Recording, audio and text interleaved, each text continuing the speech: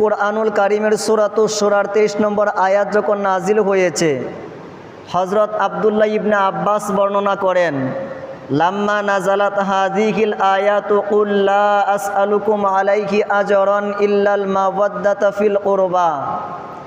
এই আয়াত নাজিল হওয়ার পরে সাহাবায়ে কেরাম মদিনার কামলিওয়ালা নবীজির দরবারে এসেছেন, ইয়া রাসূলুল্লাহ, আমার আল্লাহ পাক কুরআনুল কারীমের আয়াত নাজিল করে আপনার একদম কাছের মানুষগুলাকে মহব্বত করা আমাদের জন্য ফরজ করে দিয়েছেন।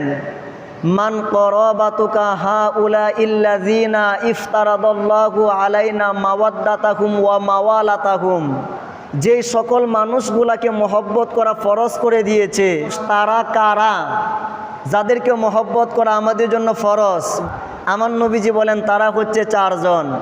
একদিকে মৌলা আলী, আরেকদিকে মা ফাতেমা, আরেকদিকে 8টা জান্নাতের লিডার, সরদার, প্রেসিডেন্ট ইমাম হাসান, ইমাম হুসাইন। জবান খুলে বলেন সুবহানাল্লাহ।